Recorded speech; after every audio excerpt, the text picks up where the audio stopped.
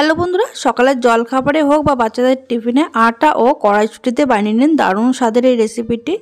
একদম নরম তুলতুলে, খেতে কিন্তু ভীষণ ভালো হয়।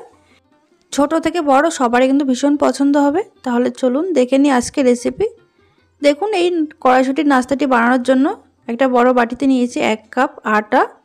তার মধ্যে দিয়ে দিয়েছি সামান্য জোয়ান আর দিয়ে দিলাম স্বাদ মতো নুন।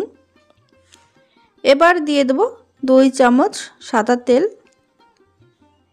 এবার শুকনো উপকরণ হাত দিয়ে খুব ভালো করে মিশিয়ে নিতে হবে।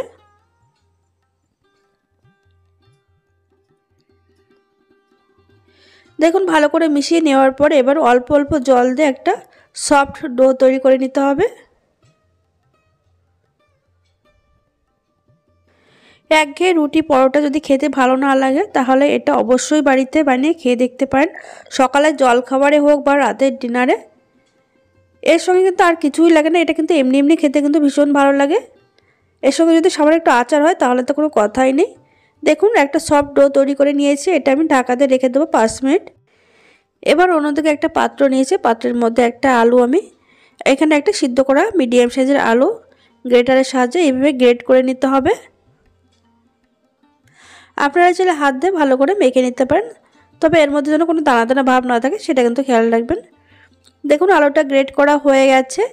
এবার এর মধ্যে দিয়ে দিচ্ছি হাফ কাপ মটরশুঁটি, একটু সিদ্ধ করে নিয়েছিলাম, তারপরে ভালো করে ঠান্ডা করে হাত দিয়ে ম্যাশ করে নিয়েছি।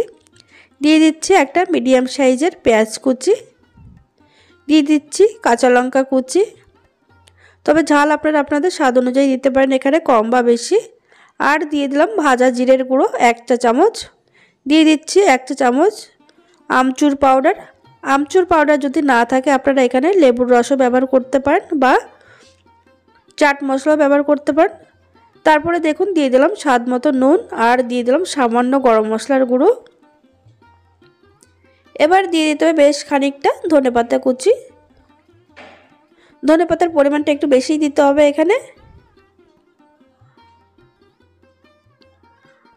এবার হাত দিয়ে কিন্তু খুব ভালো করে মেখে নিচ্ছি আমি।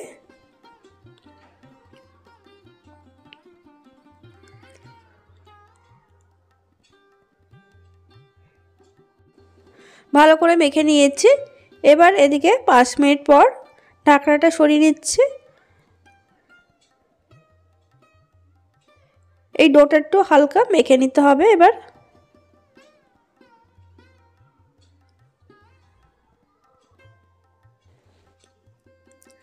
দেখুন, ডোটা মেখে নেওয়ার পর এবার এর থেকে আমি লেচি কেটে নিচ্ছি। এই লেচিটা কিন্তু খুব বেশি বড় হয় না, একটা করে নিয়ে লেচিটা ভালো করে গোল করে নেওয়ার পর শুকনো আটা ছড়িয়ে একটু হালকা বেলে নিতে হবে। এরকম বেলে নেওয়ার পর তারপরে যে পুরটা আমি তৈরি করে রেখেছিলাম সেটা এই রুটিটার মাঝখানে দিয়ে দিচ্ছি, দিয়ে এইভাবে ঠিক মুড়ে নিতে হবে। এইভাবে কিন্তু খুব ভালো করে মুড়ে একটু চেপে দেবেন যাতে করে বাইরে বেরিয়ে না আসে বেলে নেওয়ার সময়।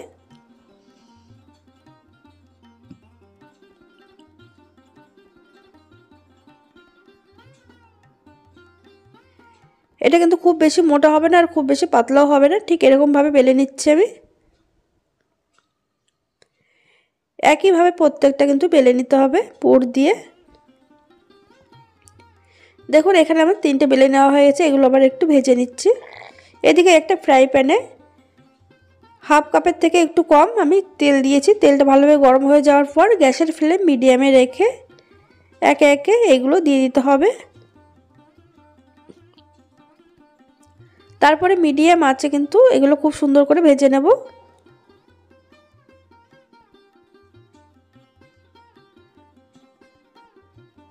এটা কিন্তু একদম কম তেলে ভেজে নেওয়া যায়, তেল কিন্তু খুব বেশি লাগে না এটা ভাজতে।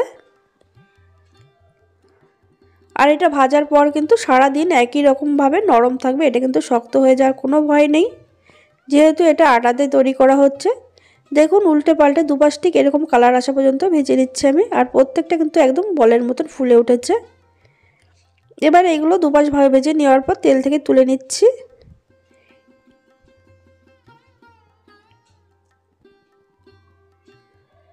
বাকিগুলো ঠিক একইভাবে ভেজে নেব। তাহলে বন্ধুরা আজকের এই নতুন এই রেসিপিটি আপনাদের কাছে কেমন লাগলো অবশ্যই কমেন্টের মাধ্যমে জানাতে ভুলবেন না। আর আজকের এই রেসিপি অবশ্যই একবার হলো বাড়িতে বানিয়ে খেয়ে দেখুন, আশা করি আপনাদের সবার ভীষণ ভালো লাগবে। আজকের এই ভিডিওটি যদি ভালো লেগে থাকে লাইক কমেন্ট শেয়ার করতে ভুলবেন না। চ্যানেলটিকে সাবস্ক্রাইব করে পাশে থাকা বেল আইকনটি প্রেস করে রাখবেন, এতে করে নতুন নতুন ভিডিও আপলোড করলে সঙ্গে সঙ্গে নোটিফিকেশন চলে যাবে, তাহলে আপনাদের আর ভিডিও দেখতে মিস হবে না। দেখুন কত সুন্দর হয়েছে, একদম নরম তুলতুলে।